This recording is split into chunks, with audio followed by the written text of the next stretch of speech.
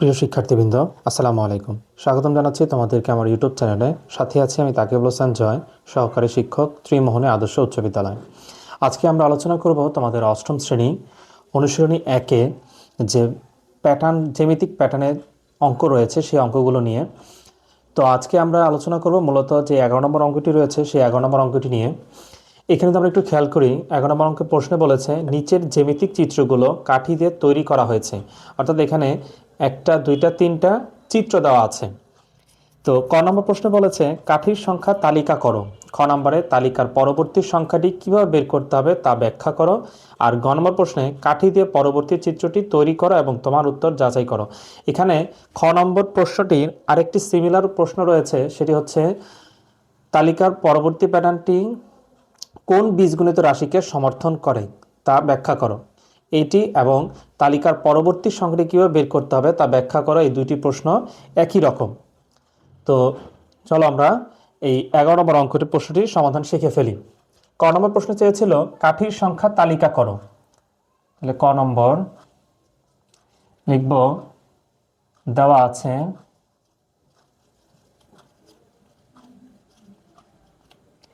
প্রথম চিত্রে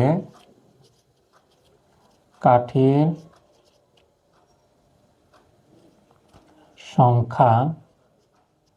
আমরা যদি এখানে প্রথম চিত্রটি খেয়াল করি তাহলে প্রথম চিত্রটি কাঠির সংখ্যা হচ্ছে এখানে 1 2 3 4, চারটি। দ্বিতীয় চিত্রে কাঠির সংখ্যা হচ্ছে 1 2 3 4 5 6 7। তো লিখব দ্বিতীয় চিত্রে কাঠির সংখ্যা 7। তৃতীয় চিত্রে কাঠির সংখ্যা 1 2 3 4 5 6 7 8 9 10 10। তাহলে প্রথমে আগে বলেছি কি কাঠির সংখ্যা তালিকাভুক্ত করো। তাহলে লিখব সুতরাং কাঠির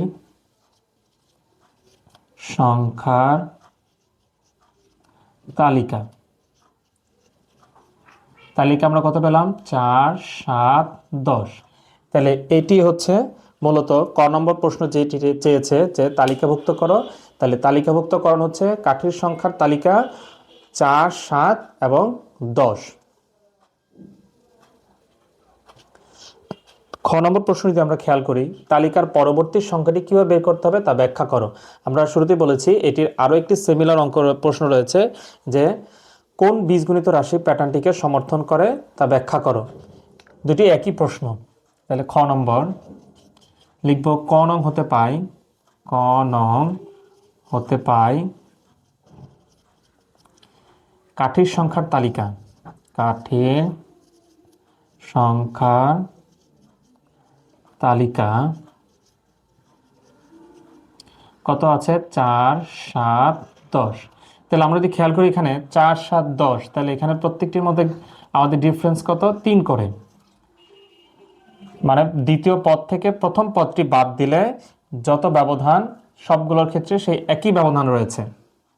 তাহলে লিখব সুতরাং প্রথম পদ। তাহলে প্রথম পদ ছিল, প্রথম পদ মানে প্রথম কাঠির সংখ্যা ছিল 4। তাহলে 4 এখানে আমাদের খেয়াল করতে হবে যত ব্যবধান সেই ব্যবধানকে গুণ করব যততম পদ তত দিয়ে। তাহলে এখানে প্রথম পদ, তাহলে গুণ করব 1 দিয়ে। তাহলে আমাদের এখানে হলো 3 অকে 3, কিন্তু আমার এখানে আছে 4।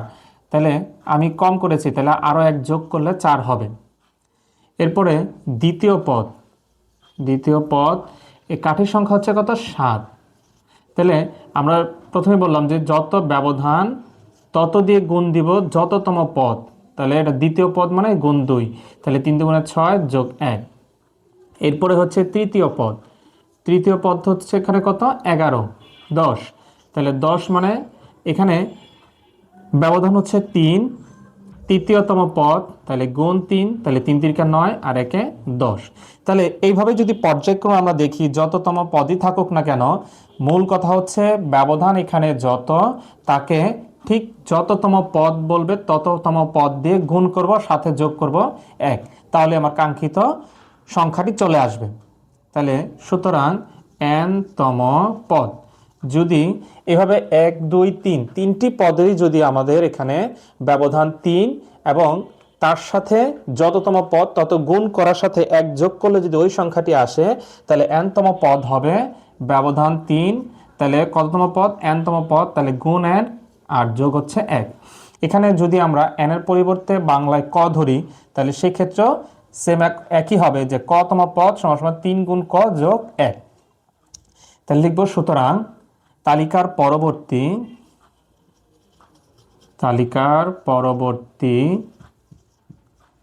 পরবর্তী সংখ্যাটি 3 গুণ n, অর্থাৎ 3n যোগ 1।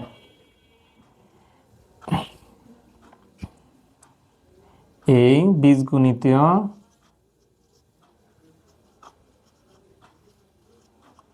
রাশি দ্বারা বের করা যাবে।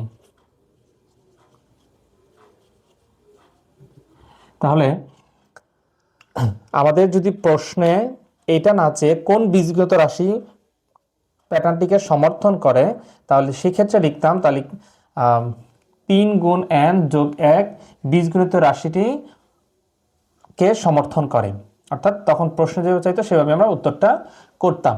তাহলে এখানে খ নম্বর প্রশ্নের পরবর্তী তালিকাটি আমরা 3 গুণ n যোগ 1 এইভাবে আমরা পরবর্তী সংখ্যাটি বের করতে পারবো বা নির্ণয় করতে পারবো।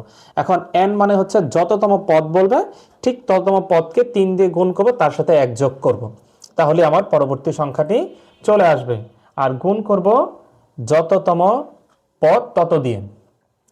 এটা হচ্ছে খ নম্বর প্রশ্নের সমাধান।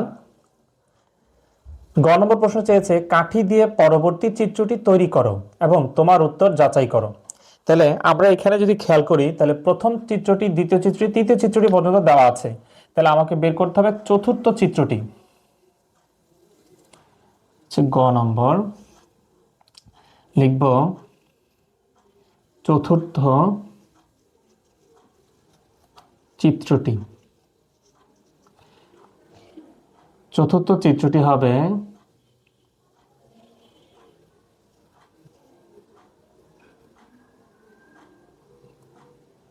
প্রথম, দ্বিতীয়, তৃতীয় এবং এই হচ্ছে আমাদের চতুর্থ চিত্র।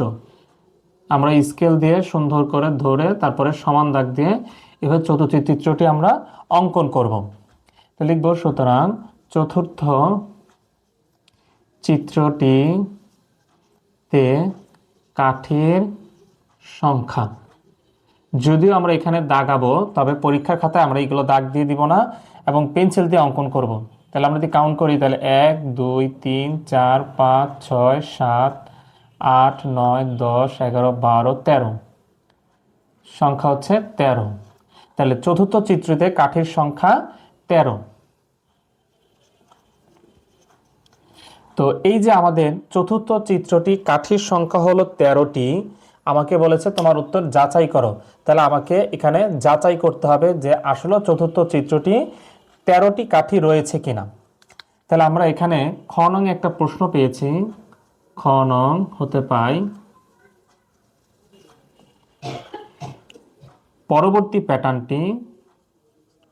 পরবর্তী সংখ্যাটি বের করার যে প্যাটার্ন, সে প্যাটার্নটি হলো 3 গুণ n যোগ 1।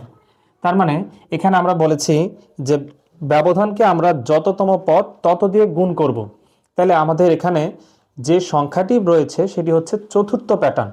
তাহলে লিখব সুতরাং চতুর্থ প্যাটার্নটি, চতুর্থ পদটি। তাহলে ব্যবধান হচ্ছে 3, গুণ করব যততম পদ, তাহলে এখানে হচ্ছে 4তম পদ, তাহলে গুণ হচ্ছে 4 যোগ 1। তাহলে আমরা যদি খেয়াল করি 3 4 12, আগে গুণের কাজ, তারপরে যোগ হচ্ছে 1, তাহলে 12 আর 1 13। তার মানে আমার এখানে যে আমরা পদটি নির্ণয় করেছি যে কোন পরবর্তী সংখ্যাটা কি বের করব, 3 গুণ n যোগ 1। তো সেই হিসেবে চতুর্থ পদটি আমরা যদি নির্ণয় করি তাহলে আসবে 3 গুণ 4, যেহেতু চতুর্থ পদ তাহলে গুণ 4 আর যোগ করব 1 দিয়ে। তার মানে এখানেও 13 এবং আমরা যে চিত্রটি অঙ্কন করেছি সেখানেও কাঠির সংখ্যা 13। তার মানে আমার যে প্রশ্নে চেয়েছে যে কাঠি দিয়ে পরবর্তী চিত্রটি অঙ্কন করো, সেটিও করলাম এবং তোমার উত্তর যাচাই করো, সেই উত্তরটি আমরা যাচাই করে দেখলাম যে এখানে উত্তর 13ই আসে। তাহলে আমরা যদি খ নম্বর এবং গ নম্বর প্রশ্নটি আবার একটু খেয়াল করি, সেটি হচ্ছে খ নম্বর চেয়েছিল তালিকার পরবর্তী সংখ্যাটিকেও নির্ণয় করব। তাহলে আমরা ক নম্বরে লিখেছিলাম যে এখানে কাঠিটি যে চিত্রগুলো রয়েছে সেটির প্যাটার্নটি হচ্ছে, তালিকাটা হচ্ছে কি 4, 7, 10। তাহলে আমরা লিখেছি ক নং হতে পাই কাঠির তালিকার সংখ্যা 4, 7, 10। আমরা এখানে ব্যবধান নির্ণয় করেছি এবং সবগুলোর মধ্যে ব্যবধান হচ্ছে 3 করে। তাহলে আমরা 3 ব্যবধান 3, আর আমরা এখানে শিখলাম যে যততম পদ হবে ততকে 3 দিয়ে ততকে গুণ করব, যেহেতু এখানে ব্যবধান 5। যদি ব্যবধান 3 যদি ব্যবধান 5 হয় তাহলে 5 গুণ যততম পদ, যদি ব্যবধান 6 হয় তাহলে যততম পদ তত দিয়ে গুণ করব। তাহলে এখানে আমরা লিখেছি প্রথম পদ দেওয়া ছিল 4, তাহলে ব্যবধান হচ্ছে 3, এর সাথে প্রথম পদ তার মানে গুণ 1, 3 কে 3, তাহলে আমার এখানে ছিল 4, তাহলে আরও 1 প্রয়োজন, তাহলে সেক্ষেত্রে আমরা 3 কে 3 আর যোগ 1, তাহলে হলো 4। দ্বিতীয় পদ হচ্ছে 7, তাহলে এখানে ব্যবধান হচ্ছে 3, দ্বিতীয় পদ তাহলে গুণ 2 যোগ 1। তৃতীয় পদ 10, তার মানে তৃতীয় পদ মানে 3 ব্যবধান গুণ ব্যবধান 3, তৃতীয়তম পদ তাহলে গুণ 3 যোগ 1। এইভাবে আমাদের যততম পদ চাবে সেই ক্ষেত্রে আমরা তততম পদকে ব্যবধান দিয়ে গুণ করব, সাথে 1 যোগ করব। তাহলে আমরা লিখেছি n-তম পদ, তাহলে হবে 3 গুণ n যোগ 1। তাহলে পরবর্তী সংখ্যাটি আমাদের নির্ণয় করতে গেলে 3 গুণ n মানে 3n বা 3 ক যোগ 1, এইভাবে আমরা পরবর্তী সংখ্যাটি নির্ণয় করতে পারবো। আর গ নম্বর প্রশ্নটি চেয়েছিল আগে চিত্র অঙ্কন করতে, তারপরে উত্তরটি যাচাই করতে। তাহলে আমরা প্রথমে চতুর্থ চিত্রটি অঙ্কন করেছি, আমরা সুন্দর করে স্কেলের সাহায্যে পেন্সিল দিয়ে সঠিক পরিমাপ নিয়ে সবগুলো এক সমান করে রাখবো। তারপরে চতুর্থ চিত্রটি আমরা কাঠি গণনা করে দেখলাম যে এখানে কাঠি আছে 13টি। তাহলে আমাকে বলেছে এই যে আমরা চতুর্থ চিত্রটি অঙ্কন করেছি, সেই চতুর্থ চিত্রে অঙ্কন করার যে আমার উত্তর হয়েছে বা 13টি সংখ্যাই হবে সেটি যাচাই করতে বলা হয়েছে। তাহলে আমরা লিখেছি খ নং হতে পাই পরবর্তী প্যাটার্নটি বের করার প্যাটার্ন হলো 3 গুণ n যোগ 1। তাহলে আমরা এখানে চতুর্থ পদ নির্ণয় করছি, তাহলে চতুর্থ পদটি হবে 3 গুণ 4, তাহলে 3 4 যোগ 1। যেহেতু চতুর্থম পদ ব্যবধান 3, চতুর্থম পদ তাহলে গুণ 4 যোগ 1। তাহলে আমরা গুণ করেছি 3 4 12, আর সাথে 1 যোগ করলে হচ্ছে 13। তাহলে আমরা এখানেও পেলাম 13, এবং আমাদের যে চিত্রটি রয়েছে সেই চিত্রেও কিন্তু আমরা কাঠের সংখ্যা বের করেছি 13। তার মানে আমার এখানে উভয়টি মিলে গেছে, মানে আমার এই অঙ্কটি হয়ে গেছে। তাহলে এই হচ্ছে তোমাদের অষ্টম শ্রেণী অনুশীলনী 1-এর যে 11 নম্বর অঙ্কটি রয়েছে সেই 11 নম্বর অঙ্কের সমাধান। আশা করি তোমাদের এই ভিডিওটি তোমাদের এই অঙ্কটি বুঝতে সহায়তা করেছে। তাহলে অবশ্যই বলবো পরবর্তী ভিডিওর জন্য আমার চ্যানেলটিকে যারা নতুন তারা অবশ্যই সাবস্ক্রাইব করে পরবর্তী ভিডিওর জন্য আমার সঙ্গেই থাকবে। ধন্যবাদ।